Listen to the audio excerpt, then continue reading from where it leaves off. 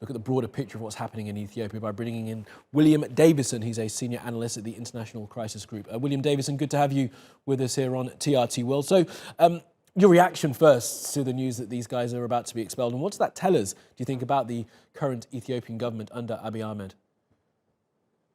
Well, it's sort of in line with this quite hostile posture that the government's taken towards the humanitarian actors, as Samuel was describing, these allegations of the UN and others supporting the TPLF. We should note there is no real evidence that's been presented of that. But what, of course, is surprising is the strength of this action to expel these very senior UN staff based in Ethiopia.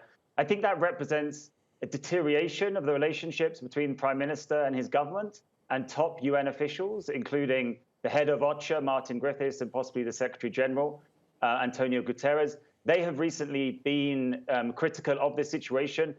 And the notable thing here is that the UN, including OCHA, they have been very clear that the humanitarian problem in Tigray is being exacerbated by what they describe as a de facto federal blockade on the region.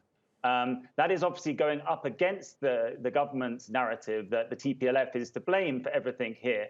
And it may be that strong stance taken by the UN that has led to this very, very strong and ultimately draconian action by the Ethiopian government.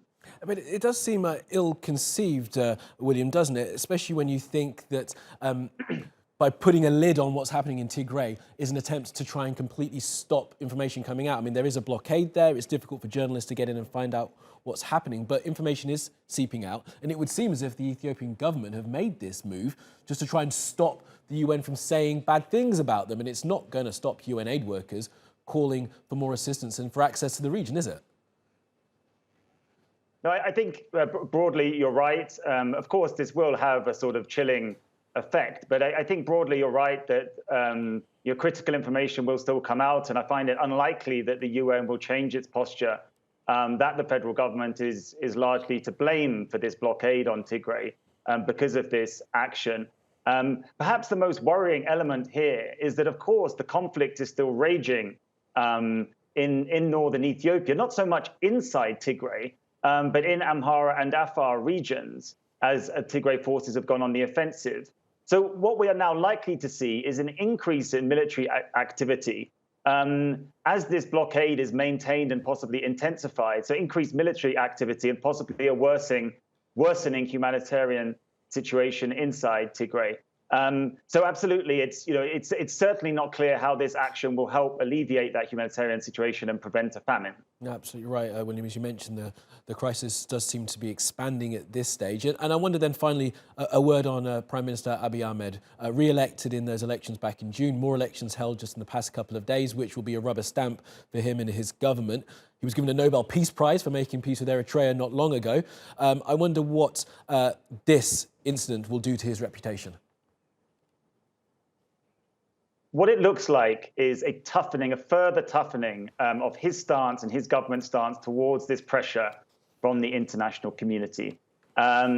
We expect a new parliament to vote for Abiy to become prime minister on Monday. There is going to be a fairly sort of significant government reshuffle in terms of personnel. But I think this type of action that's taken against these UN officials does suggest that the policy towards Tigray is going to be maintained, and therefore we're not going to see Abiy, the Nobel Peace Prize winner, take some sort of conciliatory steps to try and get a ceasefire and a peace process in place and ultimately prioritize this devastating humanitarian situation.